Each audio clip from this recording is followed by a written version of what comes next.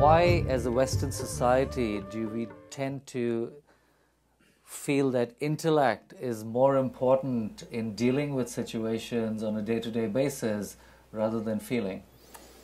I think it's a European hangover. Descartes,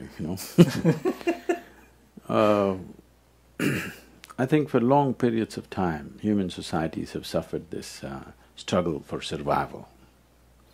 When you want to survive, your ability to discriminate is the most important quality, otherwise you don't survive. Till we create kind of societies where everybody can survive, this cannot be put to rest. So this is the reason why Eastern societies did not bank so much on intellect, but on intelligence. There's a distinct difference because probably in English language, there is no words to describe different aspects of one's intelligence. In Sanskrit language, there are at least 8 dimensions of your intelligence. So intellect is just one of them. Intellect is very useful for survival process because it gives you discriminatory capability. If you allow your intellect to find out anything, suppose you want to know this flower through your intellect, you will see the only thing you will do is pull it apart and try to know it. Dissection is the way of the intellect. So if you want to know your mother, please don't dissect, okay? That's not the way life happens. If you want to know life in its entirety, you need other dimensions of intelligence. Because intellect has given ability to survive and a certain sense of dominance over others, we have become devotees of intellect. Intellect is a wonderful thing, no question about that. But you need to understand, human intellect functions only from the limited data that it has gathered. It cannot explore anything entirely new. You can only project from what you know to another dimension, and you can never project into an unknown dimension through what you know. Right now, that's the reason why I would say Western societies have been on a treadmill for a long time. They run a lot and they get fit, but they don't go anywhere. Fitness happens, of course. Okay, now when we talk about human identity and false association with certain stereotypes, why do we always strive to be a certain stereotype? I mean, why does everybody in Pennsylvania want to have a big house with a white picket fence? Why is that the status of having arrived? Because this is a society, this idea of role model is essentially from the West. So, a few months ago I was being interviewed by someone from here, and this lady asked me, "Who is your role model, Sadhguru?" I said, "I don't roll with the models." Such an idea never occurred to me. It never occurred to me, how should I shape myself, in whose image? That never occurred to us. Because the East is always looking at how to turn inward and discover the deeper potential in you, never going out to be like somebody else. This is something which is there in the natural ethos of India, that you cannot be somebody else. You can never ever be someone else, you can only be yourself. And how to make this yourself into your full potential, full-blown growth is all.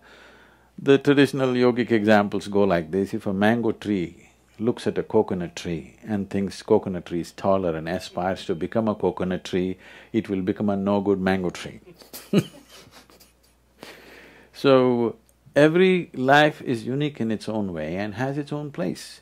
The only thing that life has to do is to find the necessary nourishment to get full-blown growth. If you become a full-blown yourself, and that's all you can do, otherwise you will become pretentious. So the problem is, once you go by your intellect, these two things are very connected. Once you go by your intellect, you will have a whole lot of information but you don't know anything. This is modern education.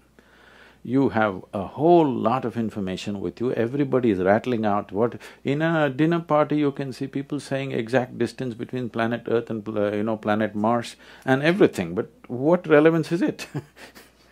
It is just that you can gather information like this. When you have information, you have a false sense of feeling that you know everything, but you know nothing. It may help you in the financial market to have information, but with life, what is needed is not information, what is needed is profoundness of purchase that you have into life. You need traction into life, experiencing life. You cannot know it. If you read a book and you think you know life, or you figure out something in your head and you think you know it, no. You have to experience it. The profoundness of your experience is what makes this life. So if you go by the intellect, imitation is a natural process, and that's how the role models come. Can I tell you a story? Please. I always seek your permission because the moment I start once upon a time, a lot of people think it's bedtime, you know. That's the only time somebody told them a story. So this happened in early 20th century. In 1910, there was a man whose name was Topiwala.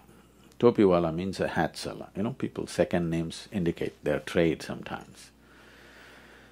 So, he's going from village to village, town to town, selling hats in the tropical heat. One afternoon, he felt tired and he went and sat down under a tree, opened his meager lunch, ate and dozed off. After a little while, he opened his eyes and to his horror, all the hats were gone. He looked all over the place, no hats. When you do everything possible, when you don't know what else to do, people pray. So he looked up to pray and he saw a bunch of monkeys sitting there, all hats on. So he screamed at them, they screamed back at him. He abused them, they abused in their own language. He picked up whatever he could and threw it at them, they picked up whatever they could and threw it back at him. Not knowing what to do, out of sheer frustration, he took his hat and flung it on the ground. All the monkeys took their hats and flung it on the ground, and he picked them up and went about his business. 2013, December 21st, another man was going around selling hats. His name also happens to be Topiwala.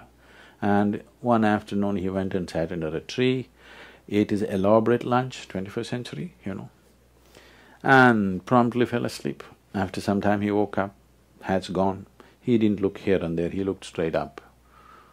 A bunch of monkeys were sitting hats on. He got up and jived, they all jived. He made funny faces, they made funny faces. He had all the fun he wanted to have. When he was done, he picked up his hat and flung it on the ground. A baboon of a monkey quickly came down, picked up the hat, walked towards him, gave him a tight slap in the face and said, "You idiot, you think only you had a grandfather." So there is substantial evidence, there is evidence that monkeys are evolving, okay? Now, once you go by the limitations of your intellect, you are still a hunter and gatherer. Maybe instead of gathering pieces of meat and leather and bone and tooth of animals, today you gather information, you know the distance between Mars and Sun and this and that. Maybe you gather, but still the nature of the intellect is to gather. By gathering, if you gather so much, somebody who has this much, in front of that person, in comparison to that person, you look better. But in the experience of life, you will not feel any better. So if you have gathered that much, if somebody has gathered this much, then in front of that person you feel like nothing. So gathering is always by comparison. Your own gathering has no meaning. It is only in relation to somebody else's gathering being more meager than yours. Or in other words, in some way you start enjoying somebody else's incapability or failure or whatever. So, this is the nature of the intellect, because it survives on what you have gathered.